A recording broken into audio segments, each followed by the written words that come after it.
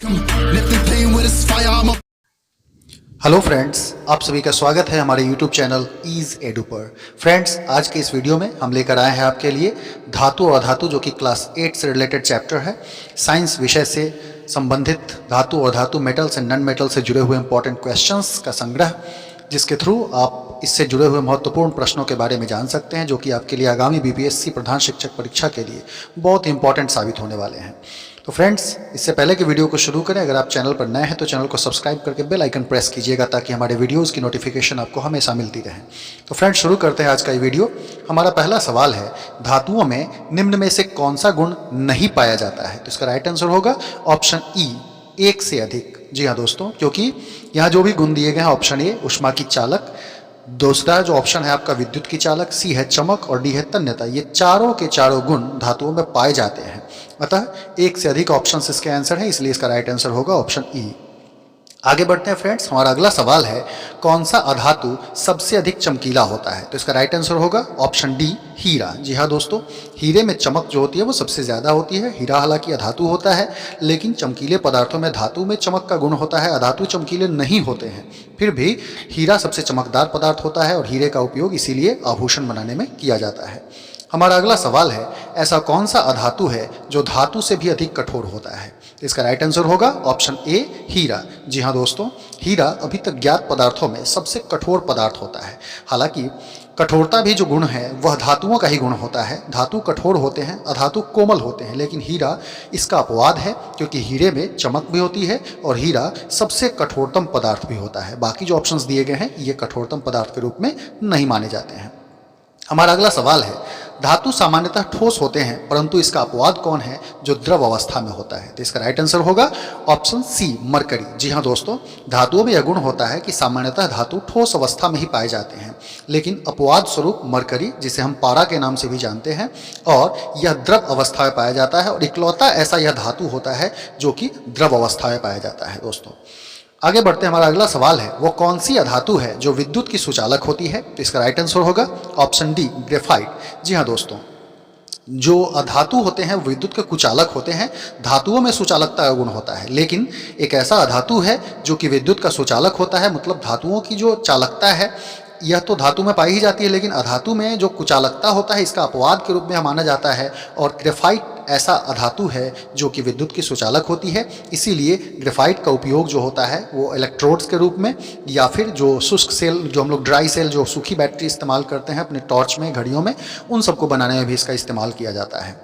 हमारा अगला सवाल है, धातुओं का वह गुण जिसके कारण वे पीटने पर फैलते हैं क्या कहलाता है? तो इसका राइट आंसर होगा ऑप्शन बी, आघात वर्ध्यता। जी हाँ दोस्तों, धातुओं में यह गुण होता है कि जब धातु को आप पीटते हैं तो धातु फैलने लगते हैं, और इस गुण को हम कहते हैं आघात वर्ध्यता। इसी कारण से धातु के चादर बनाए जा सकते हैं, चादर यानी कि जिसको हम लोग चदरे कहते हैं। तो धातुओं के ही चदरे बनते हैं। अधातुओं को जब आप पीटते हैं तो धातु चूर चूर हो जाते हैं। जैसे कोयले को आप पीटेंगे तो कोयला फूट जाएगा, मिट्टी को अगर आप तोड़ेंगे तो वह टूट जाएगा महीन कणों में, लेकिन धातु जो होते हैं वो पीटने पर फैलने लगते हैं।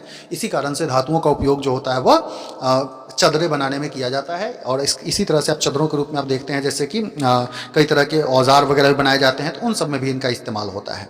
हमारा नेक्स्ट क्वेश्चन है, धातु के तार खींचे जा सकते हैं, इस गुण को क्या कहते हैं? तो इसका राइट आंसर होगा ऑप्शन सी, तन्यता। जी हाँ दोस्तों, धातुओं में यह भी गुण होता है। एक तो होता है कि पीटने पर वो फैलते हैं, उसी तरह से महीन तारों में भी उसको हम कन्वर्ट कर सकते हैं। धातुओं के पतले से पतले तार खींचे जा सकते हैं, और यह गुण जो होता है इसको हम तन्यता के नाम से जानते हैं। इसी कारण से जितने भी विद्युत के सुचालक पदार्थ होते हैं, आप देखते हैं बिजली के तार जो बनाए जाते हैं वो सभी कॉपर, तांबा, मतलब कॉपर के या फिर एल्यूमिनियम के होते हैं। तो यानी कि धातुओं के इस गुण के कारण ही तार उनके बनते हैं। सोना का आप देखते हैं कि पतला से पतला तार बना करके कितने सुंदर डिज़ाइन आभूषणों में बनाए जाते हैं। तो इस तरह से धातुओं का यह जो गुण होता है जिसके कारण उसके पतले तार भी बनाए जा सकते हैं, इस गुण को हम तन्यता के नाम से जानते हैं। नेक्स्ट क्वेश्चन है, ऐसी कौन सी धातु है जो तन्य नहीं है? तो इसका राइट आंसर होगा ऑप्शन डी, बिस्मथ। जी हाँ दोस्तों, धातु सामान्यतः तन्य होते हैं। जो भी हम लोग बात कर रहे थे कि धातुओं में तन्यता का गुण होता है और इसीलिए धातुओं को तन्य कहा जाता है। लेकिन एक ऐसा धातु जो कि तन्य नहीं है, तो उसका राइट आंसर होगा बिस्मथ। बिस्मथ में तन्यता का गुण नहीं पाया जाता है, मतलब बिस्मथ के तार नहीं बनाए जा सकते हैं। नेक्स्ट क्वेश्चन है, निम्न में से कौन सी धातु इतनी मुलायम है जिसे चाकू से भी काटा जा सकता है? तो इसका राइट आंसर होगा ऑप्शन ई, एक से अधिक। जी हाँ दोस्तों, क्योंकि यहाँ पर जो भी ऑप्शंस दिए गए हैं इसमें ऑप्शन ए जो है आपका लिथियम, बी है सोडियम, सी है पोटेशियम। ये तीन धातु ऐसे हैं जो कि आसानी से चाकू से काटे जा सकते हैं, इतने मुलायम होते हैं। हालांकि धातु सामान्यतः कठोर होते हैं, धातुओं को आप आसानी से नहीं काट सकते हैं, लेकिन लिथियम, सोडियम और पोटेशियम इतने मुलायम होते हैं कि इन्हें आप चाकू से भी काट सकते हैं। नेक्स्ट क्वेश्चन है, इनमें से कौन सी धातु ऊष्मा की सबसे अच्छी चालक होती है? तो इसका राइट आंसर होगा ऑप्शन ए, चांदी। जी हाँ दोस्तों, धातुओं में चालकता तो पाई ही जाती है, धातु जितने भी होते हैं वे सभी ऊष्मा और विद्युत के सुचालक होते हैं, लेकिन सबसे अच्छी जो चालक होती है ऊष्मा की वह चांदी होती है। चांदी से बहुत ही ज़्यादा ऊष्मा तेजी से प्रसार होता है, इसीलिए उसको बेस्ट कंडक्टर के रूप में माना जाता है। नेक्स्ट क्वेश्चन है, स्टेनलेस स्टील किस धातु की मिश्र धातु है? तो इसका राइट आंसर होगा ऑप्शन सी, लोहा। जी हाँ, स्टेनलेस स्टील आप अपने घरों में देखते होंगे, जो स्टील के बर्तन आप इस्तेमाल करते हैं, प्लेट, जो चम्मच है या फिर जो भी इस तरह के स्टील के आप बर्तन इस्तेमाल करते हैं, स्टेनलेस स्टील के बने होते हैं। और स्टेनलेस स्टील जो तैयार किया जाता है वह लोहे से ही तैयार होता है, उसमें लोहा, निकेल और क्रोमियम मिक्स किए जाते हैं और इस तरह से स्टेनलेस स्टील का निर्माण किया जाता है। मिश्र धातु का मतलब वैसे धातु जो कि दो या अधिक धातुओं को आपस में मिश्रित करने पर बनते हैं, उन्हें हम मिश्र धातु के नाम से जानते हैं। हमारा अगला सवाल है, कौन सी अधातु कमरे के तापमान पर द्रव अवस्था में होती है? तो इसका राइट आंसर होगा ऑप्शन डी, ब्रोमीन। जी हाँ दोस्तों, ब्रोमीन एक ऐसा अधातु होता है जो कि कमरे के तापमान पर भी द्रव अवस्था में होता है। अन्यथा अधातुएं ठोस के रूप में आपको अधिकांशतः मिलेंगी या फिर गैस के रूप में मिलेंगी, लेकिन ब्रोमीन ऐसा अधातु होता है जो कि कमरे के तापमान पर द्रव अवस्था में पाया जाता है। हमारा अगला सवाल है, लोहे में जंग लगने के लिए क्या आवश्यक है? तो इसका राइट आंसर होगा ऑप्शन सी, ए और बी दोनों। ए और बी कहने का मतलब ऑक्सीजन और जल दोनों। केवल ऑक्सीजन अगर उपलब्ध हो, नमी की मात्रा ना हो, तो भी लोहे में जंग नहीं लगेगा। और केवल जल में रख देंगे लोहे को, उसमें से ऑक्सीजन को निकाल करके, तो भी लोहे में जंग नहीं लगेगा। जब तक ये दोनों नहीं मिलेंगे, ऑक्सीजन और जल यानी कि नमी के रूप में भी हो सकता है वो, तो इन दोनों के मिलने से ही लोहे में रस्टिंग की प्रक्रिया होती है, जिसे हम जंग लगना कहते हैं। गर्म जल में भी जंग नहीं लगेगा, क्योंकि गर्म जल में ऑक्सीजन निकल जाते हैं, ऑक्सीजन के बबल्स उससे बाहर हो जाते हैं। आप देखते हैं कि जब पानी को गर्म करते हैं तो उसमें से छोटे छोटे बबल्स, बुलबुले बनने लगते हैं, और ये बुलबुले ऑक्सीजन गैस के ही बुलबुले होते हैं जो कि उससे बाहर हो जाते हैं। तो इस तरह से ऑक्सीजन और जल दोनों का होना बहुत ही आवश्यक है जंग लगने के लिए। हमारा नेक्स्ट क्वेश्चन है, लोहे के फ्राइंग पैन को जंग से बचाने के लिए कौन सी विधि सबसे उपयुक्त है? तो इसका राइट आंसर होगा ऑप्शन डी, जिंक की परत चढ़ाकर।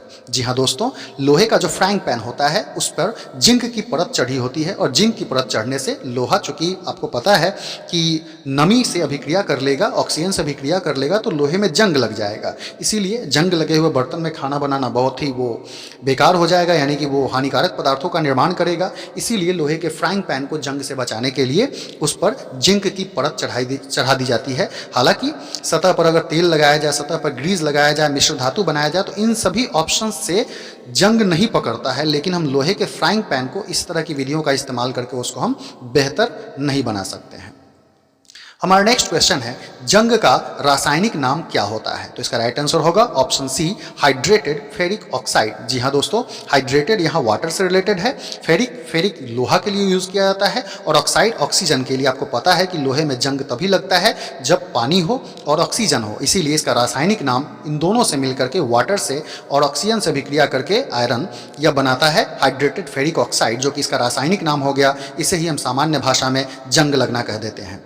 हमारा नेक्स्ट क्वेश्चन है, धातुओं के ऑक्साइड की प्रकृति कैसी होती है, मतलब धातु के ऑक्साइड किस प्रकृति के होते हैं? तो इसका राइट आंसर होगा ऑप्शन ए, क्षारीय। जी हाँ दोस्तों, धातु के ऑक्साइड को जब आप जल में घोलते हैं तो वह क्षार का निर्माण करते हैं। क्षार जो कि स्वाद में कड़वे होते हैं, जैसे कैल्शियम का ऑक्साइड होगा, उसको आप पानी में घोल देंगे, कैल्शियम हाइड्रोक्साइड बन जाएगा। कैल्शियम हाइड्रोक्साइड यानी कि वो चूना हो गया, और चूना क्षारीय प्रकृति का होता है। तो इस तरह से धातु के जो ऑक्साइड होते हैं वो दरअसल क्षारीय प्रकृति के ही होते हैं। ये भी धातुओं की एक बहुत ही ज़बरदस्त पहचान मानी जाती है। हमारा नेक्स्ट क्वेश्चन है, अधातुओं के ऑक्साइड की प्रकृति कैसी होती है? तो इसका राइट आंसर होगा ऑप्शन बी, अम्लीय। जी हाँ दोस्तों, यह बहुत ही मार्केबल चीज़ है। धातु अधातु के बीच जब डिफरेंस करते हैं तो ये बहुत इंपॉर्टेंट पॉइंट बन जाता है कि धातुओं के ऑक्साइड जो होते हैं वो क्षारीय होते हैं, जबकि अधातुओं के ऑक्साइड अम्लीय होते हैं। मतलब अधातुओं के ऑक्साइड को अगर आप पानी में घोल देंगे तो वह अम्ल का निर्माण करेगा। हमारा अगला सवाल है, मैग्नीशियम जिसका उपयोग हवाई जहाज के चदरे बनाने में होता है, किसकी मिश्र धातु है? तो इसका राइट आंसर होगा ऑप्शन ई, यानी कि इनमें से एक से अधिक ऑप्शन है। क्यों? क्योंकि एल्यूमिनियम और मैग्नीशियम, जो ऑप्शन ए और ऑप्शन बी है हमारा, एल्यूमिनियम और मैग्नीशियम दोनों के मिलने से तब जाके मैग्नीलियम का निर्माण होता है। तो इस तरह से हम कह सकते हैं कि मैग्नीलियम जो है वो एल्यूमिनियम की भी मिश्र धातु है और मैग्नीशियम की भी मिश्र धातु है, जिसमें एल्यूमिनियम 95% होता है और 5% उसमें मैग्नीशियम मिक्स कर देने पर मैग्नीलियम बनता है। और मैग्नीलियम थोड़ा कठोर हो जाता है पदार्थ, इस कारण से हवाई जहाज के चदरे, प्रेशर कुकर, इन सब को बनाने में मैग्नीलियम का ही उपयोग किया जाता है। एल्यूमिनियम का हम लोग बोल देते हैं कि प्रेशर कुकर में एल्यूमिनियम है, लेकिन दरअसल वो मैग्नीलियम का चदरा होता है। आगे बढ़ते हैं फ्रेंड्स। हमारा अगला सवाल, निम्न में से कौन उपधातु है? तो इसका राइट आंसर होगा ऑप्शन ई, यानी कि एक से अधिक। यहाँ भी सिलिकॉन, जर्मेनियम और आर्सेनिक, एंटीमनी, ये सभी के सभी जो हैं उपधातु होते हैं। अब उपधातु हम किसको कहते हैं? मूल रूप से पदार्थों को दो कैटेगरी में डिवाइड किया गया है, धातु और अधातु, जिनमें से कुछ सवालों के जवाब आपने जब देखे हैं तो आप उनके बीच डिफरेंस कर सकते हैं कि धातु जो होते हैं उनमें चमक होती है, अधातुओं में चमक नहीं होती है। धातु ऊष्मा और विद्युत के सुचालक होते हैं, अधातु ऊष्मा और विद्युत के कुचालक होते हैं। धातुओं के ऑक्साइड क्षारीय होते हैं, अधातुओं के ऑक्साइड अम्लीय होते हैं। धातु के तार खींचे जा सकते हैं, अधातु के तार नहीं खींचे जा सकते हैं। धातु पीटने पर फैलते हैं, अधातु पीटने पर चूर चूर हो जाते हैं। तो बहुत तरह के डिफरेंसेज हैं धातु अधातु के बीच, लेकिन इसके विपरीत कुछ ऐसे भी पदार्थ हैं जिनमें कुछ गुण धातुओं के भी पाए जाते हैं और कुछ गुण अधातुओं के भी पाए जाते हैं। इसीलिए जो ऐसे गुण वाले पदार्थ होते हैं उनको हम उपधातु कहते हैं। तो ऐसी कैटेगरीज में सिलिकॉन, जर्मेनियम, आर्सेनिक, एंटीमनी, ये सभी आते हैं। इसीलिए हमारा ऑप्शन एक से अधिक है, इसीलिए राइट ऑप्शन यहाँ ई चुना जाएगा। हमारा नेक्स्ट क्वेश्चन है, सबसे शुद्ध सोना कितने कैरेट का होता है? तो इसका राइट आंसर होगा ऑप्शन सी, 24 कैरेट। जी हाँ दोस्तों, 24 कैरेट सोने की जो शुद्धता की माप होती है वो कैरेट में होती है। आप अक्सर देखते होंगे जो भी सुनार या ज्वेलर्स की दुकानें होती हैं, आप उन पर देखते हैं 22 कैरेट, 23 कैरेट, 24 कैरेट सोनों के विक्रेता, आभूषणों के विक्रेता। तो सोना की शुद्धता की जो माप होती है वो कैरेट में होती है और सबसे शुद्ध सोना जो होता है वो 24 कैरेट का होता है। लेकिन 24 कैरेट जो सोना होता है वह शुद्ध होते हुए भी वह टिकाऊ नहीं होता है, क्योंकि वह बहुत ही भंगुर होता है, आसानी से टूट सकता है। इसीलिए नॉर्मली जो गहने बनाए जाते हैं वो 22 कैरेट सोने के बनाए जाते हैं, जिसमें 22 भाग जो होता है वह सोना होता है, इसीलिए उसको हम 22 कैरेट बोलते हैं, और 2 भाग उसमें चांदी या फिर तांबा मिक्स कर दिया जाता है। हमारा अगला सवाल है, गहने बनाने में प्रयोग किए जाने वाले 22 कैरेट सोने में 2 भाग किस धातु के मिलाए जाते हैं? तो अभी मैंने आपको बताया है कि उसमें चांदी भी मिक्स हो सकता है और तांबा भी मिक्स हो सकता है, मतलब ऑप्शन ए भी है हमारा जवाब और ऑप्शन बी भी है। इसीलिए इसका राइट आंसर हम क्या चुनेंगे? ऑप्शन ई, एक से अधिक। जी हाँ दोस्तों, क्योंकि 22 कैरेट सोने में 2 भाग चांदी या तांबा किसी का भी मिक्स हो सकता है, तब जाकर के उसको हम 22 कैरेट सोना बोलते हैं और इससे गहने बनाए जाते हैं।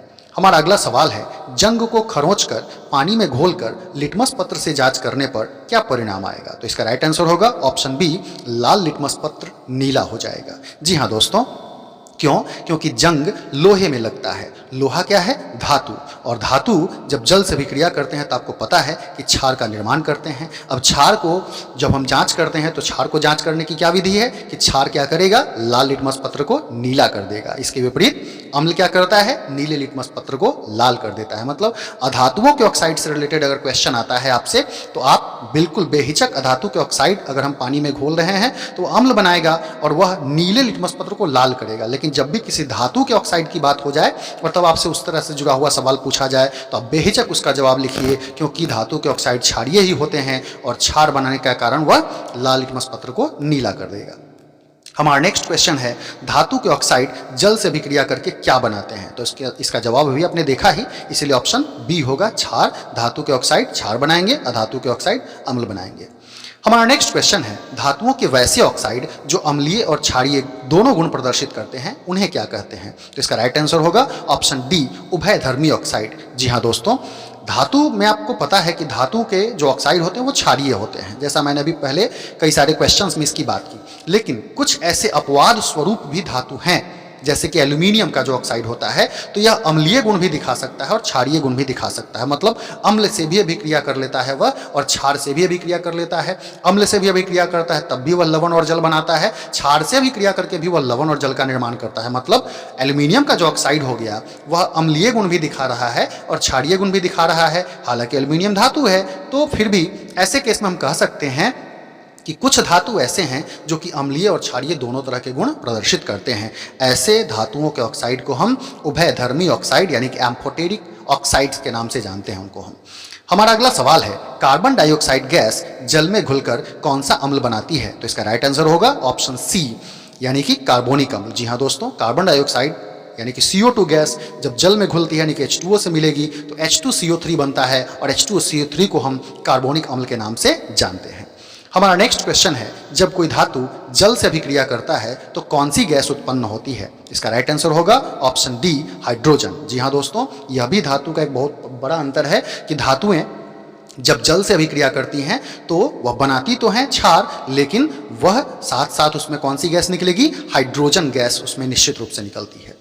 हमारा नेक्स्ट क्वेश्चन है, कौन सी धातु ऊष्मा की कुचालक होती है? तो इसका राइट आंसर होगा ऑप्शन सी यानी कि यह चालकता का अपवाद हो गया।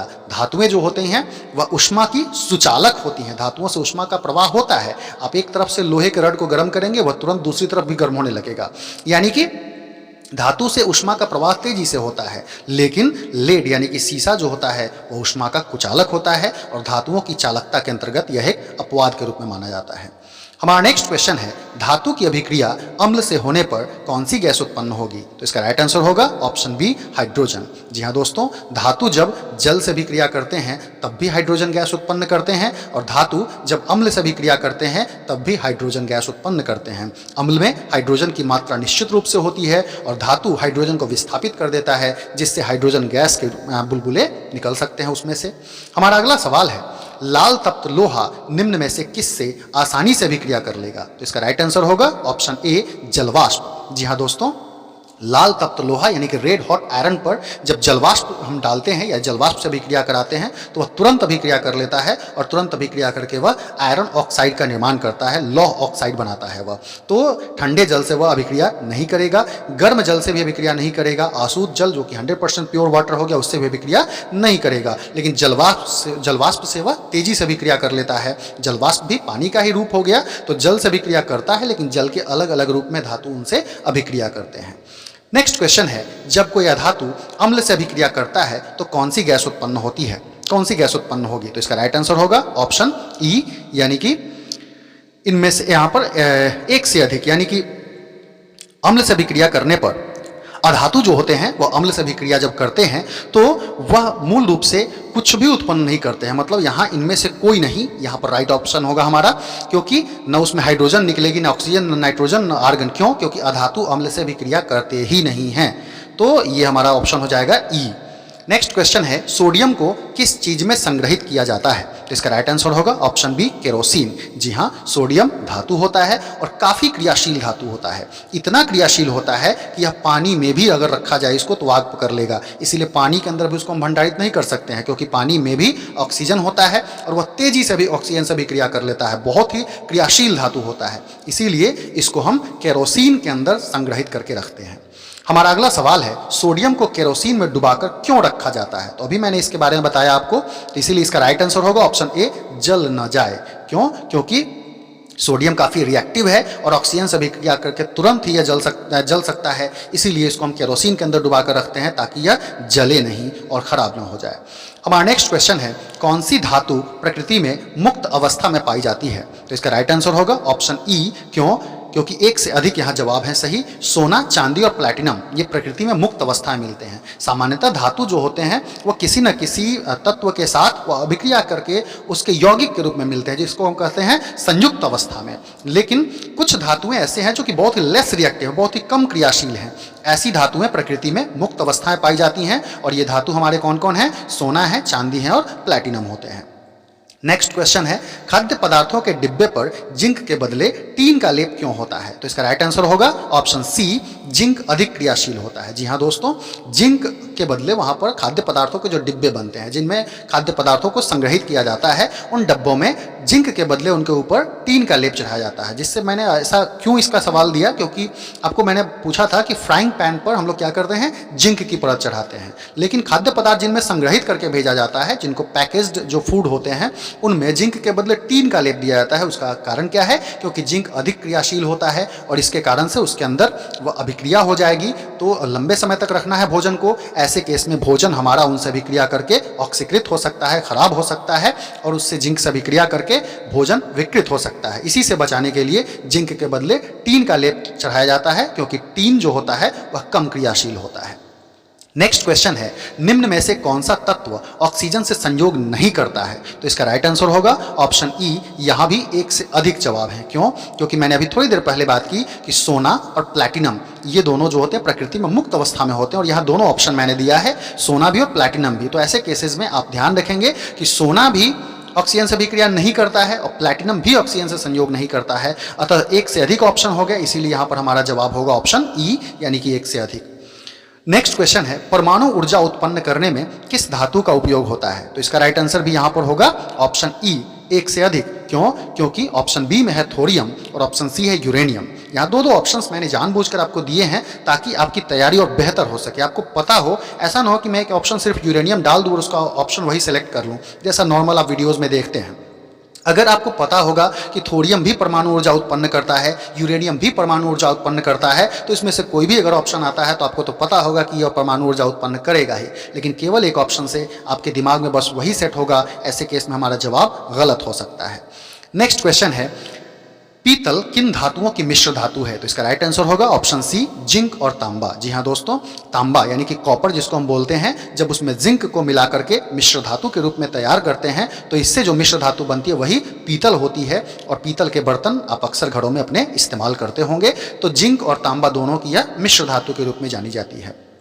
नेक्स्ट क्वेश्चन है, स्टेनलेस स्टील में लोहा और कार्बन के अलावा और कौन से तत्व होते हैं? तो इसका राइट आंसर होगा ऑप्शन डी, निकेल और क्रोमियम। जी हाँ दोस्तों, स्टेनलेस स्टील जो कि लोहे की मिश्र धातु है, ऐसा सवाल मैंने जस्ट पहले भी कुछ देर पहले पूछा था। उसमें लोहा, कार्बन की कुछ मात्रा, तो लोहा जब शुद्धिकरण होता है तो थोड़ा सा कार्बन उसमें रह ही जाता है। तो ऐसे केस में लोहा और कार्बन तो ऑलरेडी प्रेजेंट हैं, तो इसी में निकेल और मैग्नीज उसको कठोरता प्रदान करता है और निकेल उसकी चमक को बढ़ाता है, और इस कारण से स्टेनलेस स्टील तैयार होता है। नेक्स्ट क्वेश्चन है, कॉपर सल्फेट के घोल से कॉपर को विस्थापित करने के लिए किस धातु का उपयोग होता है? तो इसका राइट आंसर होगा ऑप्शन बी, लोहा। जी हाँ दोस्तों, कॉपर सल्फेट के घोल से अगर कॉपर को विस्थापित करना है तो आप लोहे का उपयोग कर सकते हैं। लोहा क्यों कॉपर को विस्थापित कर देगा? क्योंकि लोहा कॉपर से अधिक क्रियाशील होता है। दोस्तों, विस्थापन अभिक्रिया उसी के साथ हो सकती है जो ज्यादा अभिक्रियाशील हो। अधिक अभिक्रियाशील धातु कम अभिक्रियाशील धातु को विस्थापित करता है। तो चूंकि लोहा कॉपर से अधिक क्रियाशील है, इसीलिए वह कॉपर को विस्थापित कर देगा और आयरन सल्फेट बना देगा, कॉपर उससे अलग हो जाएगा। हालांकि कॉपर की जगह पर आप जिंक का भी उपयोग कर सकते हैं। जिंक भी कॉपर से अधिक क्रियाशील होता है और जिंक भी कॉपर को विस्थापित कर सकता है। हमारा नेक्स्ट क्वेश्चन है, लोहे पर जिंक की परत चढ़ाने की प्रक्रिया को क्या कहते हैं? तो इसका राइट आंसर होगा गैल्वेनीकरण। जी हाँ दोस्तों, गैल्वेनीकरण को हम गैल्वेनाइजेशन भी बोलते हैं। और लोहे पर जब जिंक की परत चढ़ाते हैं, जैसा मैंने आपको फ्राइंग पैन के बारे में बताया था, तो लोहे पर जिंक की परत चढ़ाने से उसमें जंग नहीं लगता है जल्दी, और इस तरह से यह जो प्रक्रिया अपनाई जाती है इसको हम बोलते हैं गैल्वेनाइजेशन अथवा गैल्वेनीकरण। नेक्स्ट क्वेश्चन है, फेरस सल्फेट के घोल में कॉपर डालने पर क्या होगा? तो इसका राइट आंसर होगा ऑप्शन डी, कोई अभिक्रिया नहीं होगी। क्यों?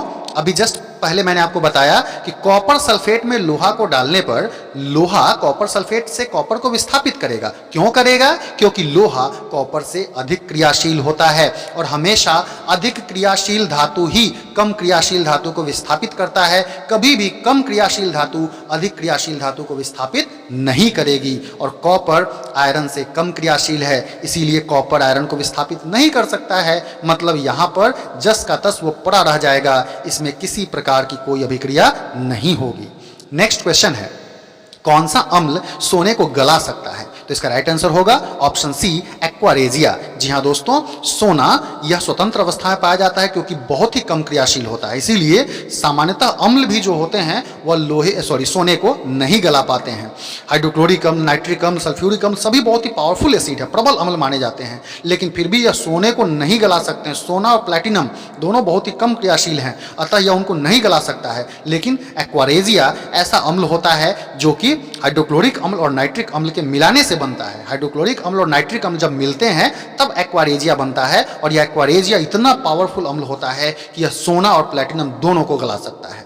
नेक्स्ट क्वेश्चन है, एक्वारेजिया में हाइड्रोक्लोरिक अम्ल और नाइट्रिक अम्ल का अनुपात क्या होता है? तो इसका राइट आंसर होगा ऑप्शन ए, 3:1। जी हाँ, मैंने पहले ही बताया कि हाइड्रोक्लोरिक अम्ल और नाइट्रिक अम्ल इन दोनों के मिलने से एक्वारेजिया बनता है। तो हाइड्रोक्लोरिक अम्ल इसमें 3 भाग होता है और 1 भाग नाइट्रिक अम्ल, यानी कि 75% आप कह सकते हैं, परसेंटेज के हिसाब से अगर कहें तो 75% hydrochloric acid and 25% nitric acid जब आपस में कंबाइन करते हैं, उनको मिला दिया जाता है, तो यह जो सॉल्यूशन होता है इसको हम कहते हैं एक्वारेजिया, जो कि पावरफुल बहुत ही एसिड हो जाता है और सोना प्लैटिनम को गलाने की क्षमता रखता है।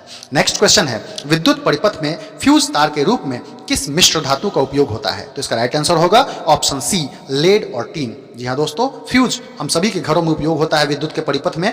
कि फ्यूज का तार क्यों लगाया जाता है? ताकि अगर बिजली में धारा अधिक प्रबल रूप से आए तो वैसे केस में फ्यूज का जो तार होता है उसका गलनांक कम होता है, वह गल जाएगा तो धारा आगे प्रवाहित होनी बंद हो जाएगी और हमारे विद्युत के साथ जो उपकरण जुड़े होंगे आपके घर में, जैसे टीवी है, फ्रीज है, एसी है, वॉशिंग मशीन है, बहुत तरह के उपकरण होते हैं, तो ये आपके खराब होने से बच जाएंगे। तो यह जो फ्यूज का तार यूज किया जाता है यह भी एक मिश्र धातु होता है और यह 2 धातुओं के मिलाने से बनता है जो कि लेड और टीन होते हैं।